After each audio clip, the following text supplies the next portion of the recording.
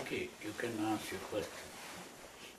I just want to know when you say the principle of determinism. What's that? The principle of determinism Yeah. that you just taught, is that the same of karma that the Hinduist use? Is the same? Oh, no. Karma doesn't mean determinism. Karma simply means your action. That is what karma means. But the Buddha pointed out that karma is the emotion. Chetana aham bhikkhave kammam vadami. Chetana means the emotional excitement. So the emotion is expressed in action. That expression of emotions in action is the karma. Now, just an action, say a Buddha also does things, that is an action, but that is not karma. So karma really is the emotion which is expressed in action. It's an emotional action. That is what karma is. It's not a kind of fate. Some people use the word karma as a kind of fatalism. That is not the proper meaning of karma. Are we normally say karma for results or vipaka? Is it Yes. Very often people begin to worry about circumstances. All worries are worries about circumstances. Something happens and they begin to worry about it. And but the important thing is not the circumstance. The Buddha pointed out that the important thing is how you respond to the circumstance. It is your attitude to circumstance. And that attitude is the karma. So the teaching of karma is to point out that all your unhappiness is a result of what you do, how you react to things. It is your reaction that is producing the unhappiness. When some person dies, if you begin to cry, that is how you react to that situation. If you don't react to that situation in that way, you won't become unhappy. You see? So everything that you worry about or fear about is simply how you react to a situation. Now if a person's leg is broken or an arm is broken, if you react to it in the wrong way, you'll be crying and lamenting about it. But if you don't react to it in that way, that won't be something to worry about. You can adapt yourself to that situation. So an intelligent way of dealing with the situation is not karma. The karma is that emotional reaction. Now when we speak of karma, we speak of good karma and bad karma. What is the difference between good karma and bad karma? The bad karma is the expression of the emotion. The good karma is the control of the emotion. Now, every person is self-centered. If you are self-centered,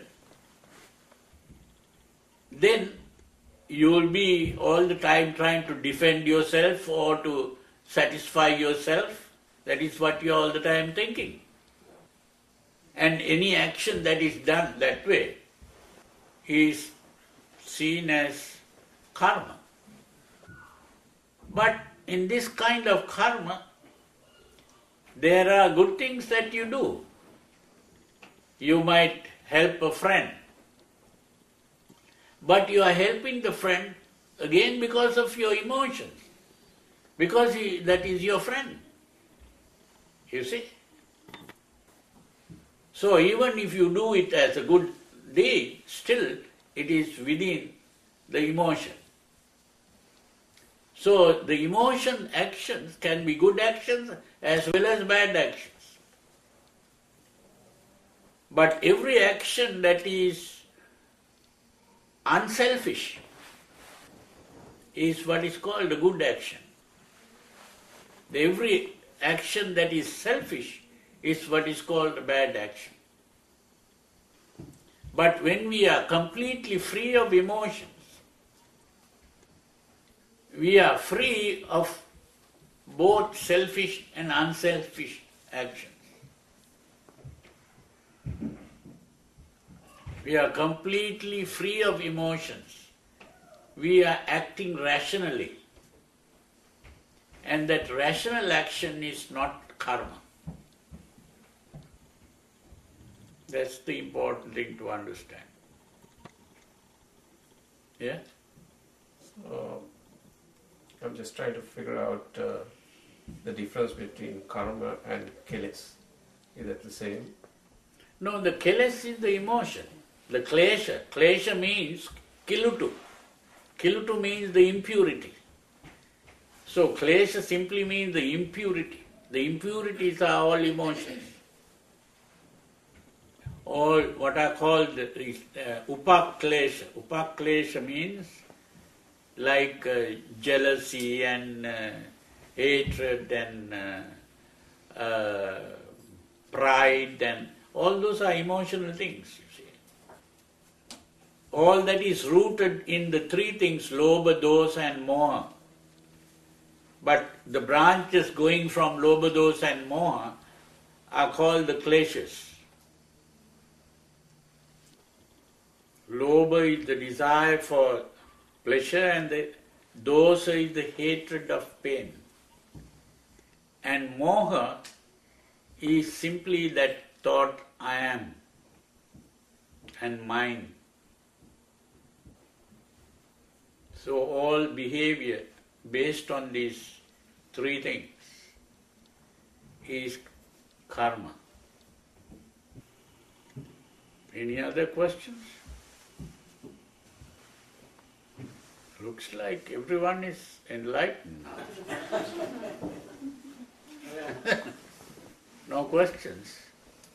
Okay, can we find the parallelism between the Sovan, Sakrudagami, Anagami and the Jhana? Are there any parallel onto the stages? No, this is not, there is nothing parallel about it. The jhanas are all dealing with the emotions and the cognition part. The Sovan, Sakrudagami, Anagami, Arihat is based on panya or prajna. And that is through, again, this word panya has to be properly understood. Now we are aware of the world, and that is, we are aware through the senses. Eyes, ears, nose, tongue, and the body touch, the feeling of touch. We are aware of things in the world because of that. That is vijnana. So when we even think in terms of science and even scientific things that we do, even technology and all those things, all that is coming under vijnana. That is vijnana. So the problem is that this vijnana is extroverted. Extroverted means focused on external things. Now if we can bring this vijnana to turn back and look at itself, like a snake, if you have a snake turning back and looking at itself, now looking at the vijnana, looking at vijnana, that is panya. Vijnana looking at vijnana. Then you begin to see how the mind is working, how the mind is creating this whole world. This is what the Buddha did. By stopping the mind and starting it all over again, he began to see how the mind is doing all these things. That is the panya. A little confused. Huh? Confused. What's that? I thought prajna is the knowledge and vijnana is the way you are looking at it, on it. Is it right? No. That knowledge is the vijnana. Knowledge is the vijnana. This both are then subjective. Yes, subjective, of course. The subjective means the vijnana is something subjective, but the vijnana is focused on the objective. The subjective vijnana is focused on the objective.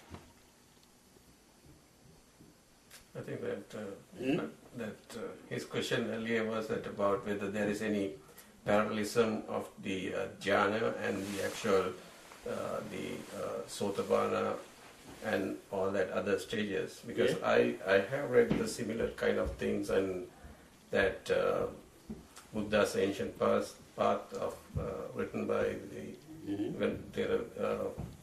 Piyadasi, and what he explained was that really it is attaching that to the actual Pancha Nivarana Dharma or the 5 hindrances, and Attention. no, he's explaining it with 5 hindrances. Yeah. And what he was explaining was that really if you actually really understand if you come to the right uniqueness or the ekagatra, that is where that you could see the vitikiccha is being eliminated. So then you get the first state of sotapanna. And then he explained that when you have weakened the ill will and the that is tinamidda and uddhacha, and then that is actually it's weakened. At that point in time, you will be on the second stage of Sakudagami, and on the Anagami, you will be actually eliminating all those two, that means eradicating that. But you still will have the restlessness, and so that will also goes away when you complete the final stage. So when you become Arihat. So what he's actually, overall what he's saying is that really if you eliminate the 5 hindrances, and then you can be keep that to yourself for a long time, that will reach the final stage or the Arihat. So it is a little bit different to what you have explained, so that's what we are just trying to... Now, the problem is this. You see, you have to first understand that when you enter the first jhana, you have entered a state of purity of mind where all the hindrances are absent. That is a complete purity of mind where the hindrances are gone. But it is gone only for a short while. It is temporary purity. Like you go to the shower and take a bath free of all the dirt in your body and you are clean. But that is not permanent. Later again you start sweating and all the dirt can come into your body. So that's why you have to take another bath later. So you might have to take baths every day or maybe several times a day. All that is because it is only a temporary purity. But when you speak of Sotapanna or Sakadagami or Anagami, that is a permanent purity. You see, when you become an Anagami, permanently the desire for pleasure has disappeared and the hatred of pain has disappeared. That is what an Anagami is. You can't come back with that desire for pleasure and the hatred of pain for the Anagami.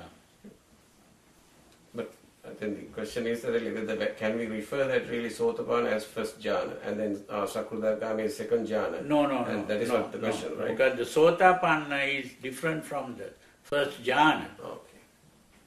Because in the Sotapanna, you are free of a hindrance. And that is mainly, you are free of Vichikicha. In the Sotapanna, you are free of Vichikicha. And you may be free of worries to some extent. See, but still, the Sotapanna has the desire for pleasure and the hatred of pain. So they are not completely eradicated. Not completely eradicated. It's weakened. That's weakened. Not even weak here. No. The weakness comes when you become Sakadagami. So the Sotapanna state is mainly free from personalizing. You have understood that the body is not yours. You have understood that a sensation is not yours. An emotion is not yours. A thought is not yours.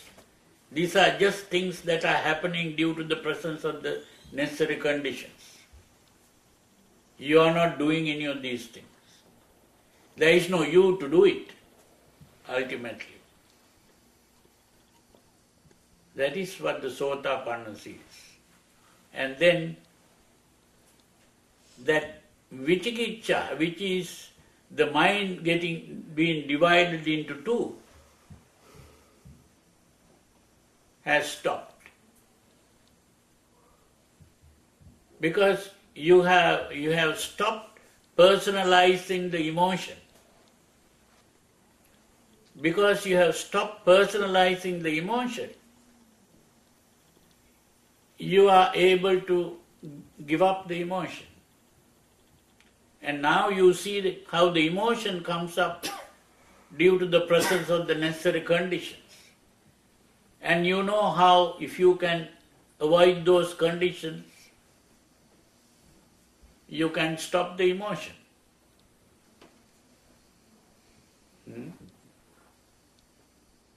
So you see the mechanics of your mind. So when you see the mechanics of the mind, then you can adjust your mind to the way you want. So you have a certain degree of control over the mind. That degree of control over the mind is because you don't personalize the emotions. And you see that the emotion comes from your thoughts. It is your thought that is producing the emotion. Now, if you think a certain thing is very beautiful, it's a beautiful sight or beautiful sound or beautiful smell or taste or touch, The moment you think it is very pleasant and beautiful, nice, very good, the desire automatically comes for that. So the emotion comes because you are thinking like that. But if you stop that thinking, the emotion stops coming. So it is the thought that starts the emotion. But the thought comes with also a picture. So that when you say thought, there are two parts. One is the picture, the other is the sentence. The thought comes in two parts. There is a visual part and the verbal part. The verbal part is the sentence and the visual part is the picture, mental picture. When you think, I must go home, a picture of the home comes into your mind, and then the sentence comes, I must go. Even the going can come in the form of a picture. So every time the picture comes, the words also come. So this is why with that comes the emotion. And then of course, so there are three things three parts. That now the modern psychologists have become aware of this and they call it a constellation. These three parts, the picture, the verbs and the emotion. Three parts are called a constellation. So whenever there is an emotion, there are three parts to it. Going back to karma, Yeah. Buddha was born at one time as a king of elephants. No? Yeah. So isn't it that every human being or animal born according to his karma? Yeah. Oh yes. Some are born without limbs and some Huh? are born without limbs. Yeah. Maybe due to some past karma. Oh yes. But that is the vipaka produced by the karma. But the thing is, people are mainly focusing their mind on the vipaka and worrying about the vipaka. If you worry about the vipaka, you are producing bad karma. And that makes you unhappy. So the karma is how you react to the whatever you have. You begin to understand gradually, huh? That's good.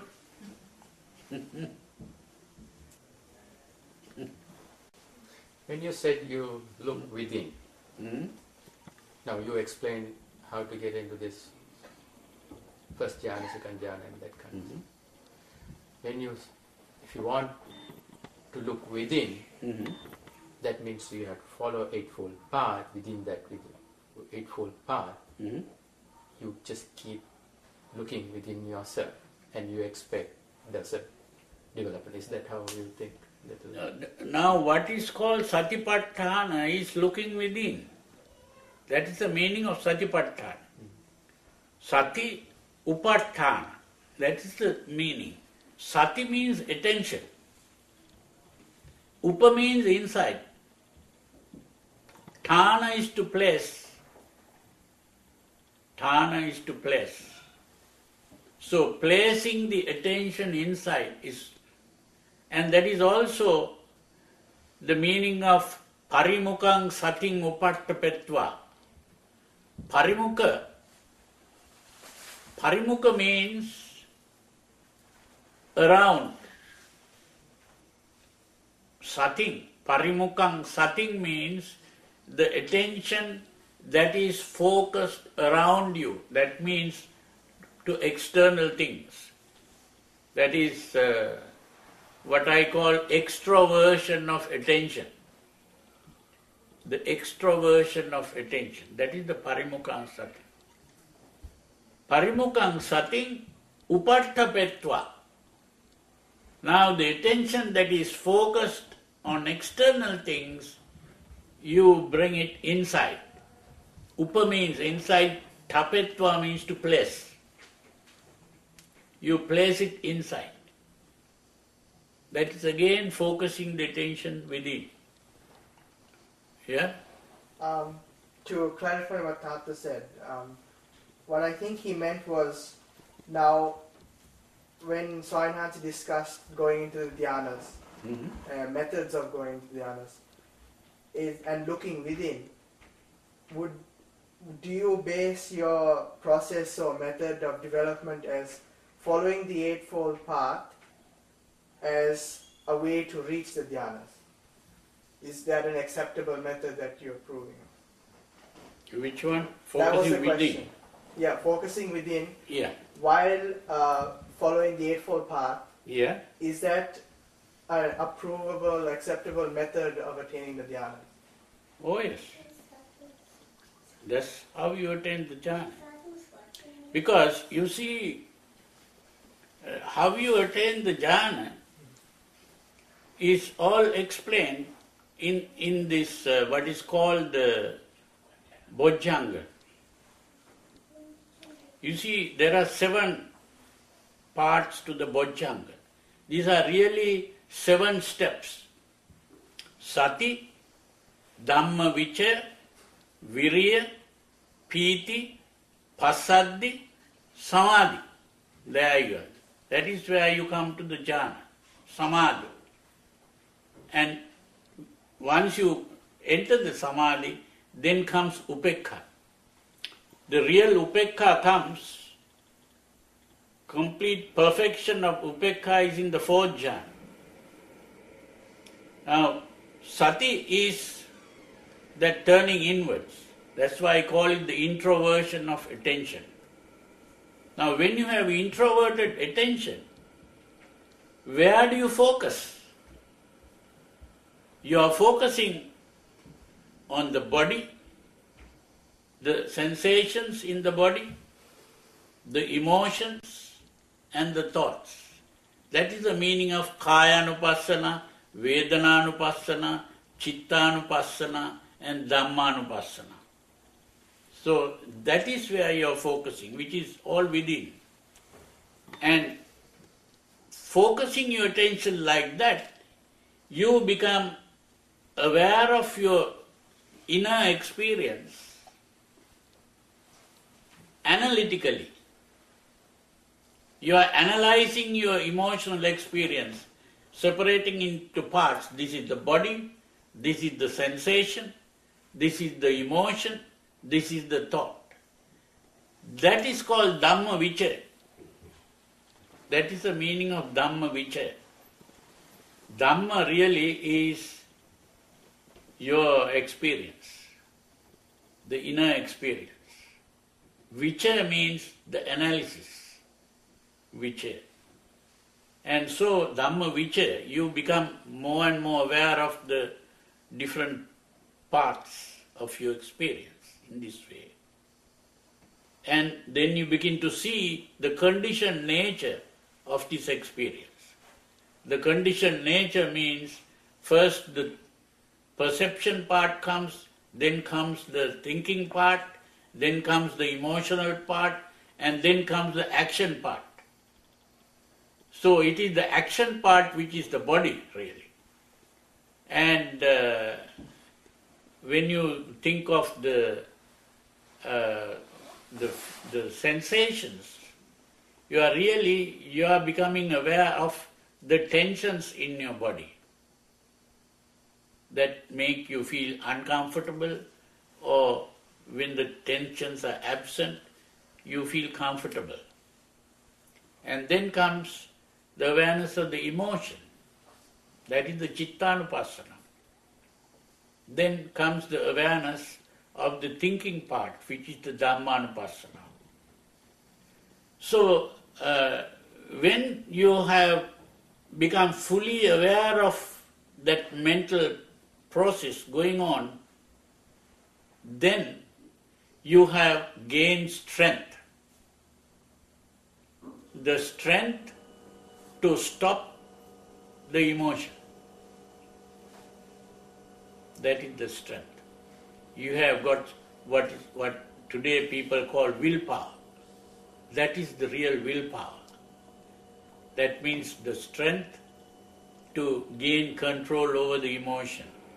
So when you have got the strength, now the emotions disappear. And when the emotions disappear, what happens? You feel happy. When the emotions are absent and the mind is tranquil, you are happy. That happiness is what is called piti. When your mind is happy, the body relaxes. That happiness relaxes the body. That is passaddhi. There the Buddha says, Piti manassa kayam passambati. When the mind is happy, the body relaxes. Because the tensions are due to the emotions. The mind is happy because the emotions are absent. And so, when the emotions are absent, the body relaxes. Then, passadda kayo sukhang vedyati. That means, when the body is relaxed, the body feels comfortable. Sukha is comfort. Passadda kayo sukhang vedyati. That means when the body is relaxed, the body feels comfortable. Sukhino chittan samadhyati. When the body feels comfortable, the mind becomes still. That is the meaning of samadhi. Chitte ekagrata. Chitte ekagrata means the mind is in one position. It's not moving about. The stillness of the mind. I had a follow-up question then. Yeah. Now, as Swaminatha was describing this as a method following the Eightfold Path and looking within is a process of developing into the first dhyana, I was wondering whether now we can establish that the dhyanas are temporary, purities of mind. So then looking within and following the Eightfold Path, when we reach the dhyana and we continually practice the Eightfold Path and looking within, does that mean our mind is in a state of dhyana until we gain some further insight through the looking within and Noble Eightfold Path to get into the second dhyana?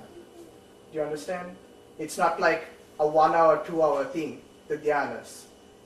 Is it right to say that the dhyanas would be like a day long, a week long, a month long till if one continues, goes into the second dhyana, to the third and fourth and so on? It all depends. You see, you can be in the first jhana for 7 days if you like. It all depends. But the important thing is that dhyana is still, it is temporary. Because it is only as long as you remain in that jhana. It's like sleeping, you see. You might sleep and you wake up again. You see, jhana is simply resting the mind. It is simply resting the mind. That is what jhana is. But that resting becomes helpful to get panya. The purpose of the samadhi is panya, which is the insight. Now this is why when you enter the first jhana in the bojjhangas, the next step after samadhi is upekha. So when you enter samadhi, the next step is upekha. Upekha is looking within. Now, sati, you see the bojjhangas begin with sati and end with upekha. Upekha is the seventh of the bojjhangas, last one, which is upekha. Now what is the difference between sati and upekha? Sati is focusing within. Now I translate it as introspection, no, not introspection, introversion of attention. Sati is the introversion of attention. Upekha is introspection. Now what is the difference between these two? The difference is the difference between these two words, looking and seeing. You can look at something. Only when you have looked at it, you begin to see it. So the upekha is seeing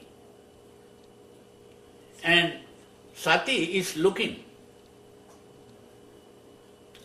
So there is this distance between the looking and the seeing is covered by Dhammavicaya, Viriya, Piti, Passaddhi and Samadhi.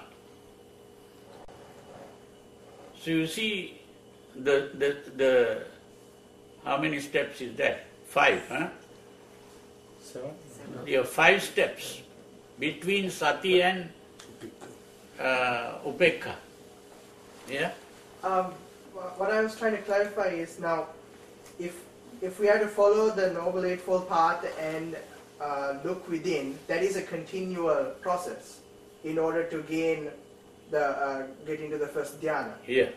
Now, when we get into the fourth dhyana, we've established that the fourth dhyana is where you are aware of things, but you do not, there are no concepts created, right?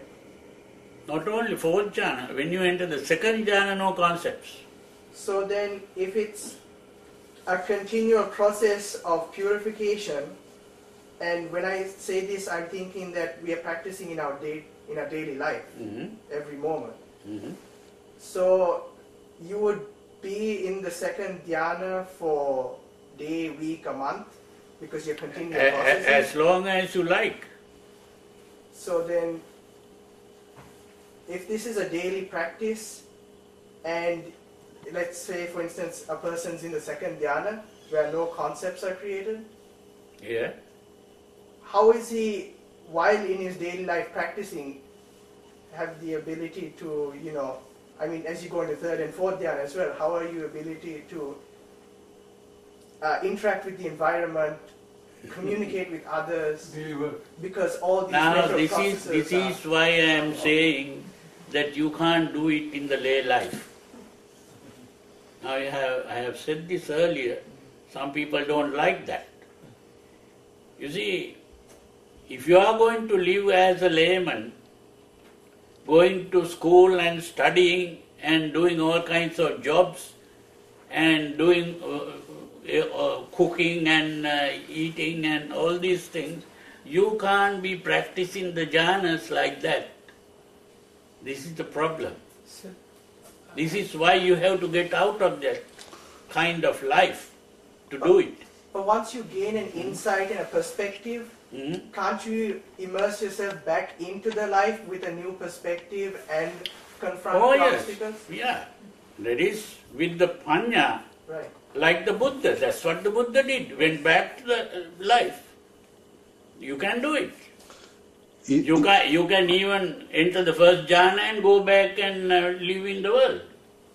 But while living in the world and doing all these things that you are doing in the normal life, you can't enter the first jhana. Because your mind has to be purified to a certain level. Without purifying the mind, you can't enter the first jhana. So what you're saying is you can enter first jhana and then you can lead a normal life? You can lead a normal life, but you'll be out of the jhana. No. Why after You said initially that while you are leading a normal life, you cannot enter first jhana. That I agree. But can you after attain jhana and then lead a normal life? Yeah, of course. It's like you are sleeping and you're coming out and wake up and do various things. No, I think his But he's question. thinking- No, his question is about that really.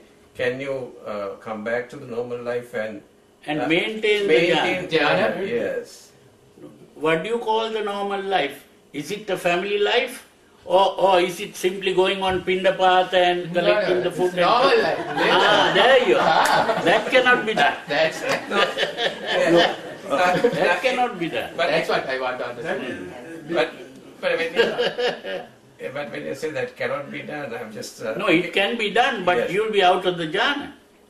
no. You can't be in the jhana and do all those things. No. That's what he was That's also what I trying was to- trying to. trying to understand. I was Yes, inquiring about that Yes. because Yeah. if it's a daily practice of following the Eightfold Path and looking within, Yeah. that's something we should be doing every moment. Every in our moment. life. Yeah. So then, if that's the process of also getting into the dhyanas, Yeah.